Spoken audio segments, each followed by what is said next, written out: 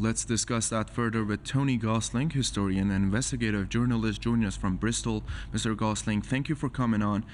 Let's begin with this. The U.S. has launched dozens of airstrikes on Yemen, but many accounts have said that these attacks have failed to achieve their objectives. First of all, what were those objectives, and why has Washington's military campaign failed so far?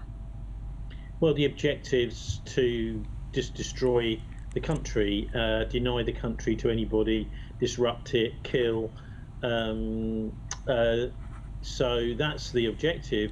I think, I mean, talking to you from Britain, I should also point out that Britain was obviously a colonial power in Yemen up until 1967, in Aden, where they had the emergency, they called it, where the local people decided to get rid of the British. About 100 British were killed, about 400 Yemenis were killed, and the British simply got in their ships, got in their aircraft and flew off. And so that was a relatively, sensible move without too much pushing back against the colonialism. But since then, the British, of course, have been what you might call a neo-colonialist power, trying to control many of these ex-colonies from afar. And that's the problem, is that we've now got this program which started 20 years after that with the MI6, the British Secret Service, and the American CIA, Operation Cyclone, over in Afghanistan, where they decided that they were going to have proxy wars, basically weaponize fanatic version of Islam, which really doesn't have very much to do at all with the Islamic tradition and the Quran.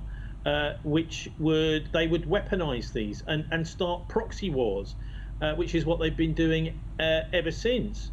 The idea, of course, is if you have a look at where the bombs are falling from Britain and America, they're falling almost entirely on Muslim countries, aren't they? So the idea is here that even though they have all these kind of ideas of equality, etc., they're playing divide and rule. The idea is, we support the Zionists, we support the white people, and anybody that goes along with Zionism, and the Muslims are the bad guys. In fact, we even have faked terrorist attacks, false flag attacks, blamed on Muslims, spread throughout the British press to try to make British people hate Muslims, rather like the Nazis succeeded in getting Germans to hate the Jews. But actually, let me tell you, here in Britain, it's not worked, because we don't buy it. And there are literally hundreds of thousands of people going side by side with Muslims out on the streets to protest against this disgusting government's support for genocide. That's right. Mr. Gosling, Donald Trump recently bragged on a social media post about wiping out a tribal gathering in Yemen, saying they will never sink our ships again. The Yemeni armed forces have continued yet targeting U.S. ships and military targets deep inside Israel. What has Yemen's military response looked so far, and just how much damage have they dealt to the American assets? Well, it was a long time, wasn't it, before the Yemenis were really able to start responding. 8 years of what they called civil war, which for some reason was really a proxy war, of course, with the Emiratis and the Saudis actually conducting it for the West. I noticed that around about 400,000 Yemenis were killed. Nearly 100,000 Yemeni children were starved to death. We had the biggest cholera epidemic, about 4,000 or 5,000 people killed then. And so this is the legacy. And as you say, Trump had a nice little chit-chat in Washington with Netanyahu this week. And Netanyahu's smiling there like he's the cat that got the cream, the Cheshire Cat from Alice in Wonderland, sitting there.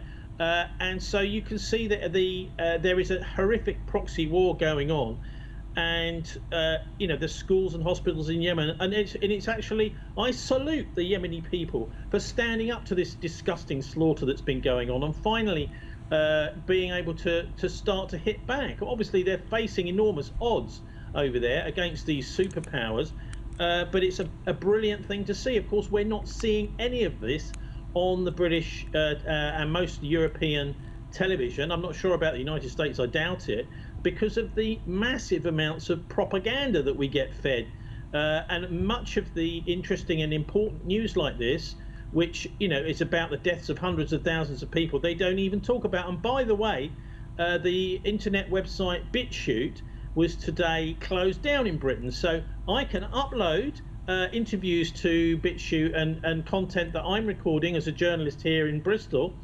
but nobody in Britain can see it.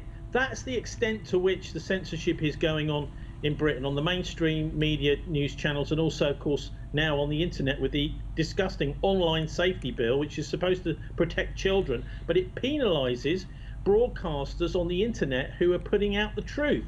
And so this is a country run by King Charles. Starmer is his little puppet, which is now, I'm afraid of its own shadow. And once you start to go for this censorship, I'm afraid you've lost the respect of your own people. So the war is now by Britain and America on many of the Muslim countries in the Middle East, etc. But it's also a war on our own people here in Britain.